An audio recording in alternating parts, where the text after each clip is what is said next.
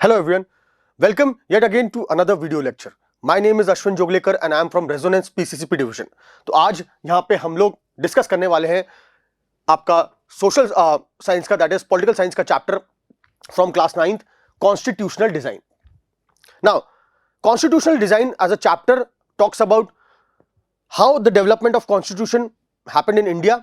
उससे पहले वो एक स्टोरी डिस्कस करता है अबाउट साउथ अफ्रीका, and उसके बाद why constitution is necessary and other things. So let us quickly start the video in this that is one short video on constitutional design. All right, तो अब किस तरह से democratic constitution जो develop हुआ south Africa में, उससे पहले हमें जानना है, बहुत जरूरी है कि what was the system of apartheid in Africa or which was practiced. Now apartheid was a racial discrimination which was based on the color of the skin. Apartheid is a system of racial discrimination unique to South Africa imposed by the white Europeans who had come there. अब 17th और 18th centuries में the trading companies from Europe occupied it with arms and force and then later on became the local rulers. The system of apartheid divided the people and labeled them on the basis of their skin color. तो उनके skin color के basis पे उनको label कर दिया गया था. The white rulers treated the black people, all non-whites, as inferiors. तो whites के सामने सब कोई inferior है. The non-whites did not have any voting rights, were forbidden from living in white areas. The blacks, colored and Indians fought against this apartheid system from 1950 and further. The African National Congress ANC जो party थी वहां की was the umbrella organization जिसके under में ये सारे movements carry on हो रहे थे, that led the freedom struggle or struggle against the policies of segregation, that is to separate. Nelson Mandela, again, who was a follower of the Gandhian ideology of non-violence and ahimsa, Nelson Mandela was one of the leaders amongst the 8 people who were tried for treason in white South African government. Treason, that is अपने देश से ही गद्दारी करना, और इनके लिए इनको सजा मिली थी and they were sentenced or they were put into the prison named Robben Island, South Africa में. Later on, because of the worldwide sentiments which developed against this unjust or unjust rule which was happening in South Africa, many of the countries condemned from the outside, condemned the practices which were there in South Africa. That is, a majority of the people were denied basic rights. So later on, the South African government agreed to hold talks with the black majority people and things were solved. So that is what we'll be looking at. हम उसी को देखेंगे. They were sentenced to life imprisonment, these people, in 1964 for daring to oppose the apartheid regime in the country. Now these are the, you can see, complete white area. तो यहाँ पे non-whites allowed नहीं है, ठीक है. Again, for white customers only, Coca-Cola as a drink. Then for use by white persons only. Natives, again, this you will find it on a beach. आप देखोगे कि ये ऐसा एक poster that is sign board लगा होता था, natives, Indians and coloureds, if you enter these premises at night you will be listed as missing, armed guards shoot on sight, savage dogs devour the corpses. तो ये इस तरह के प्लैकार्ड्स और sign boards पेश करे जाते थे. Now giving rise to new constitution. अब कैसे नया constitution बना साउथ अफ्रीका में, कैसे डेवलप हुआ, and later on when South Africa was able to form the new constitution, it was one of the best constitution the world had seen, and that is why then those people used to refer or call themselves as a rainbow nation because of the rights which were given or provided to people of various origins there. Now as the protests and struggles against apartheid increased, the blacks could no longer be kept under the rule of the government through repression. मतलब उनको अब डरा धमका के वो whites अब उन पे कंट्रोल नहीं कर पा रहे थे. तो अब फाइनली whites को ये जरूरत थी कि आए और साथ में डिस्कस करें, बातचीत करें. The white regime changed its policies. Discriminatory laws जो थे वो रिपील्ड, वो खत्म करे गए, जो भी डिस्क्रिमिनेशन कर रहे हैं. देखो, अब किसी भी कंटेक्स्ट में अगर आपको समझौते पे आना है तो समझौते में दोनों पार्टीज को एटलीस्ट कुछ ना कुछ शर्तें माननी पड़ेंगी. ऐसा नहीं कि एक पार्टी ही अपनी पूरी शर्तें रख रहा है और दूसरी पार्टी वो नहीं मान रहा. तो यहाँ पे भी जो व्हाइट्स थे और जो ब्लैक्स थे वो दोनों एक प्लेटफॉर्म पे मिलके आए और उन्हें कहा और सोचा, डिसाइड करा कि हाँ चलो, जैसे व्हाइट्स के मन में डर था कि अगर अब पावर ब्लैक्स के पास आ जाएगी तो हमें डिस्ट्रॉय कर देंगे। हमने जिस तरह से उन पे अत्याचार करा ये लोग भी वही करेंगे हम पे। बट उनको ये आश्वासन दिलाया गया, ये उनको कहा गया कि नहीं, जब हम ब्लैक्स मेजॉरिटी गवर्नमेंट फॉर्म करेंगे तो व्हाइट्स को कोई नुकसान नहीं पहुंचेगा, व्हाइट्स की जो प्रॉपर्टी रहेगी वो एज इट इज रहेगी। तो ये सब फेथ डेवलप करना पड़ा और ये डेवलप हुआ विद टाइम। अगेन वही through negotiations, through dialogue, debates, discussions, ban on political parties खत्म हो गए and restrictions on the media were lifted. Nelson Mandela was released after 28 years in Robben Island prison. The apartheid government came to an end and on the midnight of 26th April of 1994 paving way for the formation of a multiracial government. तो एक नई सरकार बनी। FW Clark I guess was the person there at that time who took this initiative in South Africa. Following the emergence of the new democratic South Africa, the party that ruled through oppression and brutal killings and the party that led the freedom struggle sat together. तो दोनों साथ में मिलके बैठे to draw up एक ऐसा constitution तैयार करें, a common constitution जो सबके लिए अच्छा हो, जिसमें सबके लिए कुछ हो। ऐसा नहीं कि सिर्फ एक ही पर्टिकुलर ग्रुप को सब फायदा मिल रहा है। This constitution gave to its citizens the most extensive rights available in any country. Together they decided that in search for a solution to the problems nobody should be excluded. तो हमें किसी को भी छोड़ना नहीं है, everyone has to be included.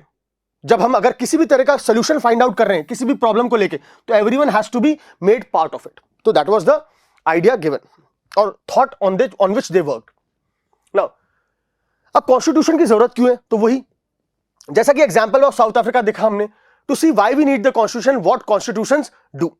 The oppressor and the oppressed were planning, एक तो ऑप्रेसर है यहां पे, ठीक है, और जो ऑप्रेस हो रहा है were planning to live together, दोनों साथ में रहना चाहते हैं, ठीक है, एज इक्वल। अब दोनों बराबर है। पहले there was a unequal treatment, whites के पास ज्यादा पावर थी, कम नंबर में है, भले ब्लैक्स मेजॉरिटी में है बट उनके पास ऐसा कोई पावर नहीं, कोई रिसोर्सेज पे होल्ड नहीं है। बट अब उनको कहीं ना कहीं इक्वल लाया जा रहा है। तो इक्वल लाने के लिए उनको कुछ टर्म्स एंड कंडीशंस सेट करनी पड़ेंगी और उस पर अग्री भी करना पड़ेगा दोनों को। So as equals in the democracy. Now each section wanted to safeguard their interest and wanted substantial social and economic rights. तो उनको कुछ अपने अपने सब्सटैंशियल, हर कम्युनिटी को सोशल और इकोनॉमिक राइट्स भी चाहिए होंगे, ठीक है। तो अगेन निगोशिएशंस के बाद both parties came to a compromise work out हुआ दोनों में। The whites agreed to the principles of majority rule and that of one person one vote. Again, ठीक है, एक पर्सन वन पर्सन होगा, वन वोट रहेगा और उसका वन वैल्यू रहेगा। They also agreed to accept some basic rights for the poor and the workers. Now the blacks in turn agreed that the majority rule would not be absolute. तो ऐसा नहीं कि absolute हो जाएगा और again whites के साथ वही अत्याचार होंगे जो शायद उन्होंने ब्लैक्स के ऊपर करे थे। And that the majority would not take away the property of the white minority. अब ये again how was this compromise to be implemented? तो कैसे होगा ये, ठीक है, कि भैया आपने, हाँ अब बातों में तो हमने कह दिया, ठीक है, ओके ये सारी चीजें मान ले, but it had to be written down and both parties had to agree, they had to sign over it. तो तब जाके वो कॉन्स्टिट्यूशन हुआ, ठीक है। The only way to build and maintain trust in such a situation was to write down some rules of the game. तो कुछ rules जो है इस गेम के क्या रहेगा उन पे दोनों अग्री करें और उसको लिख लिया जाए, that everyone would abide by. तो ये सबके लिए सब लोग राजी हैं इस पे, ठीक है। And these supreme rules that no government would be able to ignore are called a constitution. तो यही एक तरह से कॉन्स्टिट्यूशन कहलाता है आपका। अब यही है supreme law of the land जिसको हम कहते हैं, that is every country has diverse group of people all over the world and people have differences. हमारे इंडिया में भी आप देख लो डाइवर्सिटी है, ठीक है, of opinion and interest also. The Constitution again is a supreme law that determines the relationship among the people living in a territory, जो हम citizens बोलते हैं जिनको, and also the relationship between the people and the government. फिर government की क्या powers रहेंगी, ये सारी चीजें। So now this is what the Constitution does. Probably the first point जो आप देख सकते हो, first is it generates a degree of trust. तो एक trust और coordination develop करता है, ठीक है, for different kind of people to live together. क्यों आए साथ में मिलकर? तो एक ट्रस्ट और अगेन रिटर्न में सारी चीजें रहेंगी, दैट इज हाँ ये रूल्स एंड रेगुलेशंस रहेंगे, ये रूल्स रहेंगे गेम के, अगेन ये सारी चीजें। तो बेसिकली एक डिग्री ऑफ ट्रस्ट और कोऑर्डिनेशन इंप्लीमेंट हो गया, इन प्लेस हो गया, ताकि people could come together of different backgrounds, probably different cultures, different language or different regions could come and stay together. Second, ये स्पेसिफाई करता है कि गवर्नमेंट कौन बनाएगा, कौन होगा उस गवर्नमेंट में, किसके पास उसकी पावर होगी टू टेक विच डिसीजंस, कौन से क्या पावर रहेगी उनके पास, और प्लस कौन से डिसीजंस वो ले सकते हैं। Third, it lays down limits on the powers of the government. Again, government की क्या पावर्स की रिस्ट्रिक्शंस है। ऐसा नहीं है कि अगर गवर्नमेंट के पास पावर है तो that means they can use powers unlimited और इन एन अनरिस्ट्रिक्टेड मैनर। तो अगेन कॉन्स्टिट्यूशन सब कुछ प्रॉपर्ली ले डाउन करता है, सारी पावर्स भी क्या रहेंगी और प्लस उन पे लिमिट्स भी क्या रहेंगी, and tells us what the rights. Again rights के बारे में बात करना, सिटीजन की राइट्स क्या है, जैसे इंडिया के कंटेक्स्ट में हम फंडामेंटल राइट्स की बात करते हैं, और प्लस उसके साथ कुछ ड्यूटीज भी होती हैं। So fourth, it expresses the aspirations of the people about creating a society, की सोसाइटी किस तरह से होनी चाहिए। All countries that have constitutions are not necessarily democratic. ठीक है, एक बार एनसीईआरटी में भी सॉरी एनटीएससी में भी क्वेश्चन आया है आपका, ये 2 सेंटेंसेस में था। ठीक है, एंड अगेन फाइंड आउट करना था कि which is the following statement is correct. So all countries that have constitutions are not necessarily democratic. तो सबका कॉन्स्टिट्यूशन जो लिखा हुआ है तो जरूरी नहीं हो डेमोक्रेटिक हो नेचर में, but all countries that are democratic will have a constitution. तो जहां पे डेमोक्रेसी है तो कॉन्स्टिट्यूशन एक बेसिक फंडामेंटल है, प्रिंसिपल है, जो किसी भी डेमोक्रेसी में आपको देखने को मिलेगा। ठीक है, जिसके बेसिस पे वो डेमोक्रेसी टिकी हुई है। नाउ अब नेक्स्ट पार्ट में मूव करते हैं, वहां पे तो कॉन्स्टिट्यूशन बन गया। अब मेकिंग ऑफ इंडिया कॉन्स्टिट्यूशन, की इंडिया में कॉन्स्टिट्यूशन कैसे इवॉल्व हुआ। अब इंडिया में कॉन्स्टिट्यूशन में डिफरेंट स्टेजेस जो रहे, अगेन एज पर हमारा जो हम बात करते हैं that is Cripps mission, cabinets mission plan जो आए, उसके बाद फर्दर हम सबसे इंपॉर्टेंट एस्पेक्ट पे चले जाएं तो कॉन्स्टिट्यूएंट असेंबली का जो फॉर्मेशन हुआ था, उससे पहले की भी थोड़ी बहुत बातें हम देखेंगे। दैट इज अबाउट जैसे मोतीलाल नेहरू ने 1928 में ड्राफ्ट कॉन्स्टिट्यूशन तैयार करा विद अदर्स, एंड उसके बाद 1931 में कराची के सेशन में एक आउटलाइन तैयार करी गई। ये सारी चीजें भी है। गवर्नमेंट ऑफ इंडिया एक्ट जो है, अब कॉन्स्टिट्यूएंट असेंबली जुलाई में इसके इलेक्शंस हुए, दिसंबर 1946 में इनकी पहली मीटिंग हुई, जहां पे after while doctor Rajendra Prasad was elected as the first president of this constituent assembly, and doctor B R. Ambedkar was made the और was the person the chairman of the drafting committee. ठीक है, एंड देन किस तरह से almost 2 years का जो period लगा, 2 years and 11 months and some 18 days somewhere roughly, and finally किस तरह से इन्होंने 26 नवंबर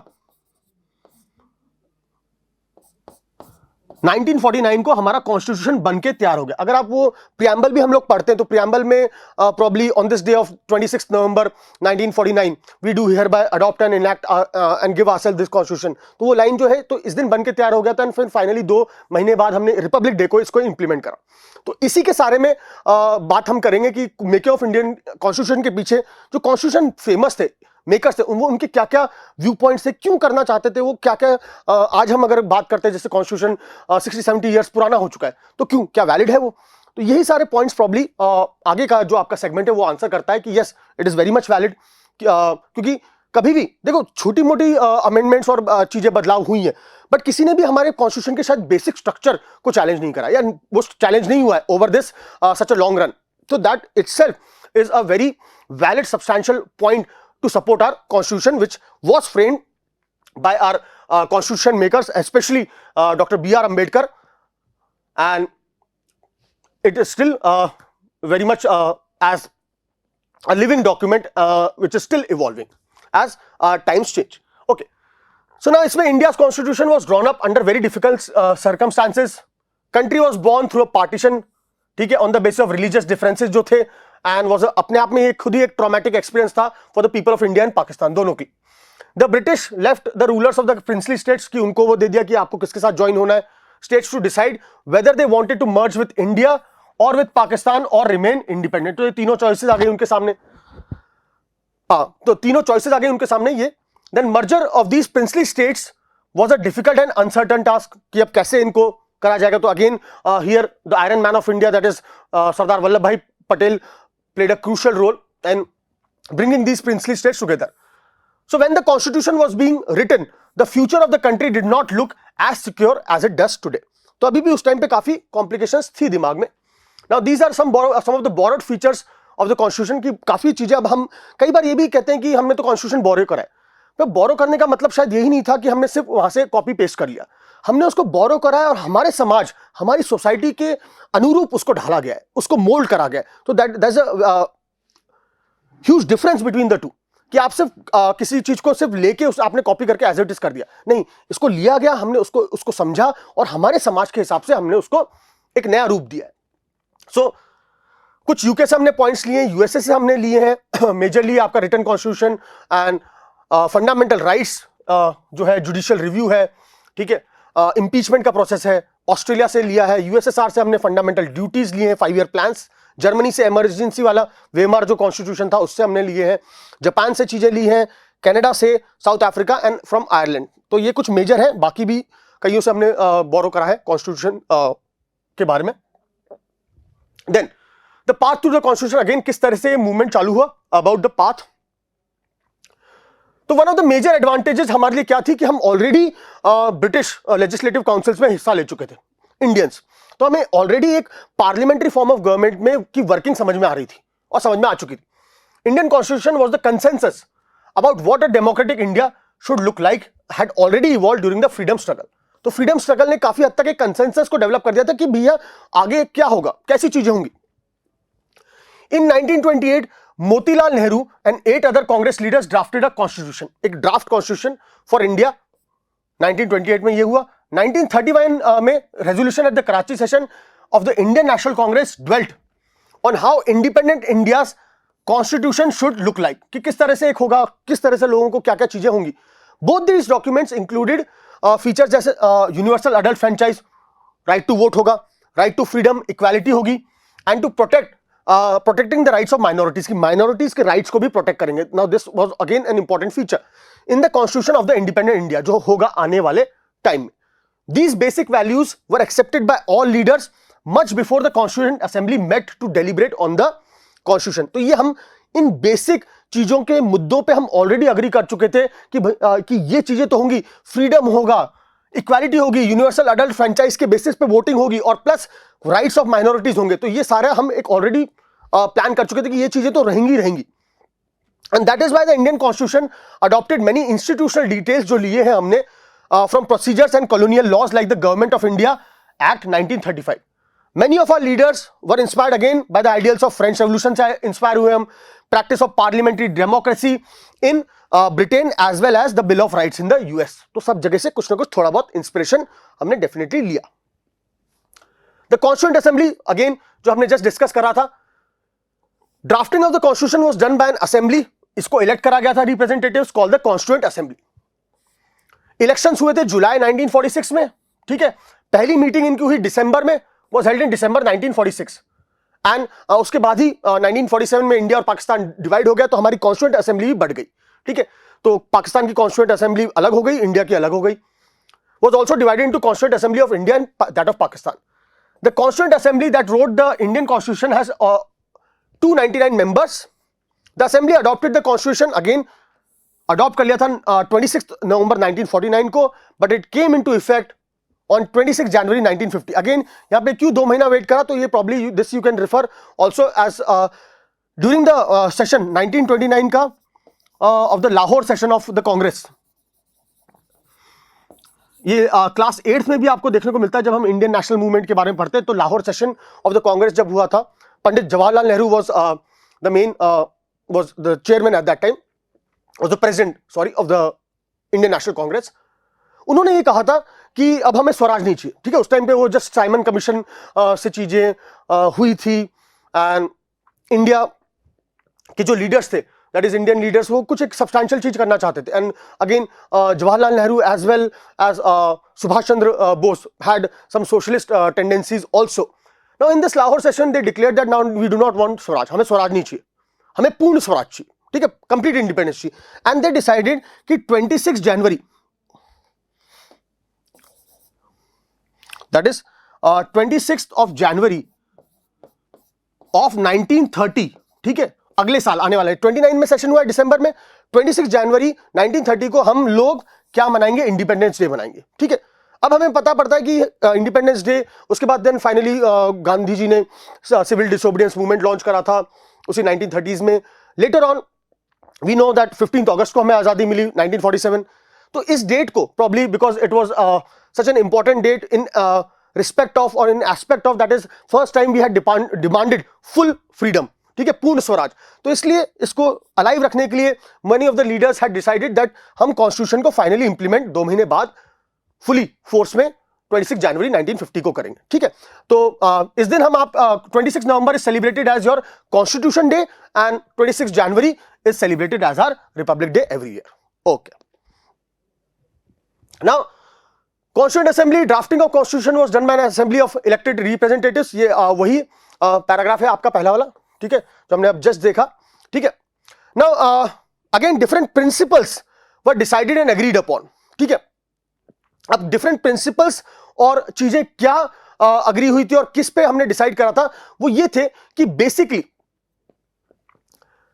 जैसे आइडियल्स के बारे में हमने बात करी थी, ठीक है. तो क्या बेसिक जैसे यूनिवर्सल अडल्ट फ्रेंचाइज रहेगा, ठीक है, एक राइट टू इक्वालिटी, इक्वालिटी सबके पास रहेगी. देन आपके पास फ्रीडम वाली जो बात है वो रहेगी. तो ये सारी चीजें जो है ऑलरेडी डिसाइडेड थी. माइनॉरिटीज के राइट्स रहेंगे. तो इन ये basic principles, that is basic principles were decided and agreed upon. फिर एक drafting committee chaired by doctor B R. Ambedkar prepared a draft constitution उन्होंने बनाया फॉर डिस्कशन. हर पॉइंट, हर आर्टिकल को थॉरली डिस्कस करा गया and again every article was passed or included only when there was a complete consensus among the members, ठीक है. Several rounds of thorough discussion took place on the draft constitution. Clause by clause, article by article, more than 2,000 amendments were considered. Every document was presented and every word spoken in the Constituent Assembly is preserved, has been recorded and preserved, and these are known as your Constituent Assembly debates. All right. Okay, इसे हो गया. So Constitution Day 26 November adopted by the Constituent Assembly, effective हुआ 26 जैन को. Almost 3 साल लगे, ठीक है.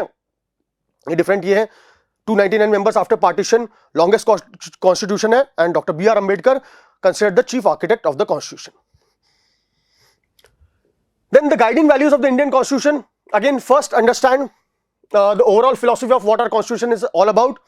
That is, read the views of major leaders जो हैं. Again, उन्होंने different क्या क्या कहा of the constitution, and read what the constitution says about its own philosophy. This is what the preamble of the constitution does. तो जो preamble है basically, ठीक है, जो start होता है, we the people of India having solemnly resolved to constitute India into a sovereign, socialist, secular, democratic republic and to give to all its citizens. तो again वो liberty, equality, fraternity, justice, and then final para जो आता है, that is, on this day of 26 November 1949 we do hereby adopt, enact and give ourselves this constitution. तो ये जो preamble था, basically preamble is the introduction to the constitution. किस ideals पे हमारा constitution based है. ओके, तो डिफरेंट लीडर्स ने भी अपने अपने विजन्स दिए. दैट इज महात्मा गांधी का, there were many members who followed the vision of Mahatma Gandhi, that is this dream of an India that has eliminated inequality, खत्म हो जाए. Again was shared by doctor B R. Ambedkar also, who played a key role in making the constitution. But his vision of removing inequalities from India was different from that of Gandhi ji. उनके उसको पाने का तरीका अलग अलग था. अ philosophy of the constitution, values that inspired and guided the freedom struggle and were in turn nurtured by it, form the foundation for India's democracy. Now given below are the values embedded in the preamble of the constitution. One by one if we'll see, अब यही constitution है आपका. We the people of India having, अब ये सारी आपके जो yellow में मार्क्ड है सारी वैल्यूज है, ठीक है. We the people of India, sovereign, socialist, secular, democratic republic, justice, liberty, equality, fraternity, ये सारी चीजें हमारे आइडियल्स हैं जिन पे हमारा कॉन्स्टिट्यूशन टिका हुआ है, ठीक है. जो भी लॉस, जो भी चीजें बनती हैं कॉन्स्टिट्यूशन में है, वो सारी इन्हीं के इर्द गिर्द है. We the people of India having solemnly resolved to constitute India into a sovereign, socialist, secular, democratic republic and to secure to all its citizen justice. Justice क्या क्या होगा? Social, economic and political. Liberty किसका होगा? Liberty again is freedom of thought, expression, belief, faith and worship. Equality of status and of opportunity, and to promote among them all fraternity, that is brotherhood, assuring the dignity and individual and the unity and integrity of the nation. In our Constituent Assembly this 26th day of November 1949 do hereby adopt, enact and give ourselves this constitution. Now सबसे पहला we the people of India की जब हम बात करते हैं वो क्या है? We the people, that is we. हमने ही तो बनवाया है, क्योंकि हमारे ही रिप्रेजेंटेटिव्स कॉन्स्टिट्यूएंट असेंबली का हिस्सा थे और उन्होंने हमारे बिहाफ पे इसको तैयार किया है. The constitution has been drawn up and enacted by the people through their representatives and not handed down to them by a king or any outside powers. तो किसी बाहर की पावर ने या राजा ने हमें आके नहीं दे दिया कि आप ये रखो. ओके. एंड सॉवरेन, अब सॉवरेन क्या है? Sovereign is that is India is a sovereign country. जब हम ये बात कर रहे हैं India is a sovereign country, that is India can and make decisions that is which concerns internal as well as on internal as well as external matters. तो India को कोई ये नहीं कह सकता कि ना अच्छा आप ये इंटरनल मैटर्स में आपके ये हो रहा है आप ऐसे करो, नहीं. That is our matter, internal matter. Similarly India के एक्सटर्नल मैटर्स जो है, फॉरेन अफेयर्स है, उसमें भी कोई दूसरी कंट्री हमें वो नहीं कर सकती कि नहीं आपको यही करना है, आपको ऐसे ही करना है. नहीं कर सकते. क्यों? क्योंकि हमारी सॉवरेनिटी. ऑलराइट. हाँ, they can advise, they can probably tell us to what we should do और what we should not do, but they can not sanction on it. और हमें जबरदस्ती वो करवा नहीं सकते. ठीक है. क्यों? क्योंकि हम एक सॉवरेन कंट्री. ऐसे ही सब कंट्रीज के साथ जो भी सॉवरेन है, people have the supreme right to make decisions on internal as well as external matters. No external power can dictate the government of India. Alright. तो that is sovereign. Then the next ideal probably socialist. अब socialist ideal देखो, अब again एक और इसमें बात है important कि preamble is not enforceable by law. जैसे फंडामेंटल राइट्स होते हैं, अगर कोई वायलेट होता है तो you can approach the court. As such with preamble it is not enforceable by law. Now some words were again added by an amendment also, that is socialist, secular include करा गया था बाद में. Wealth is generated socially and should be shared equally by the society. Now ये बहुत हद तक possible हो भी नहीं पाता है. ठीक है. तो कुछ लिमिटेशंस भी हैं उसके. The government should regulate the ownership of land and industry to reduce socio-economic inequalities between people. So government tries their best, but still it seems like a distant dream. Secular की जब हम बात कर रहे हैं, citizens have complete freedom to follow any religion, but there is no official religion. ठीक है. The government treats all religious beliefs and practices with equal respect. तो ये again that is when we talk about being secular, that is country का कोई as such धर्म नहीं है. All religions are equal in front of the constitution or in front of the law. We do not have or favor a particular form of religion. Democratic is a form of government where the people enjoy equal political rights, elect their rulers and hold them accountable. The government is run according to some basic rules. ठीक है. As such कोई there's no dictatorship or a monarchy system. Then republic, the head of the state is an elected person and not a hereditary position. जैसे राजा का बेटा राजा नहीं है. ठीक है. President जो है, who is the head of the government, nominal head. Now president के अगेन इलेक्शंस होते हैं. ठीक है. के लिए वो इलेक्शन के through we choose a president. Not like कि जैसे राजा है तो उसके बाद राजा का बेटा ही राजा बनेगा. नहीं. तो that is a republic. Justice, again citizens cannot be discriminated against on the grounds of caste के बेसिस पे, रिलीजन, जेंडर के बेसिस पे हम डिस्क्रिमिनेशन नहीं कर सकते. Social inequalities have to be reduce, कम करनी पड़ेंगी. The government should work for the welfare of all, specially of the disadvantage group. तो जो डिसएडवांटेज ग्रुप है, मार्जिनलाइज ग्रुप्स हैं, उन सबके वेलफेयर के लिए गवर्नमेंट को काम करना है. लिबर्टी. अब लिबर्टी क्या होता है? Liberty is again freedom. There are no unreasonable restrictions on the citizen. तो जबरदस्ती को कोई रिस्ट्रिक्शन नहीं है सिटीजन्स पे, बट दैट डजंट मीन कि हम कुछ भी जो चाहे वो करें. ठीक है. In what they think, how they wish to express their thoughts and the way they wish to follow up their thoughts in action. ठीक है. But in a limited sense. Equality, all are equal before the law. The traditional social inequalities have to be ended. वो खत्म करनी है जो पुराने time से चली आ रही है. The government should ensure equal opportunity again for all the people. Fraternity, that is brotherhood. All of us behave as if we are members of the same family. So here you can see a cricket team again, whenever they are have taken a wicket, so they are again hugging each other, enjoying the moment as if they are part of the same family, even if they are coming from different backgrounds, different states of India, but still Indian cricket team is like one family. So that is what implies as fraternity, and which is again good for the nation. No one should treat the fellow beings or fellow citizen as inferior. Now institutional design, the last part of the chapter, कि ये जो institutional design है, तो ये क्यों लिया और कैसे आया? Again क्योंकि हमने जब हम कॉन्स्टिट्यूशन के बारे में बात कर रहे थे या लिख रहे थे उस टाइम पे, तो हमारे लिए जो ब्रिटिशर्स के टाइम पे हमने जितना भी पार्टिसिपेशन करा, तो उसकी हमें एक आदत भी पड़ चुकी थी और प्लस हमें वो चीज समझ में आ चुकी थी. तो इसलिए हमने उसको एज इट इज कॉपी करना ज्यादा इंप्लीमेंट करना ज्यादा आसान समझा। A constitution is not merely a statement of values and philosophy, it is mainly about embodying these values into institutional arrangements. So जो ये different institutions है, इसलिए आपका एक connecting chapter आता है आगे, that is working of institutions. Now it is a very long and detailed document, therefore it needs to be amended quite regularly to keep it updated.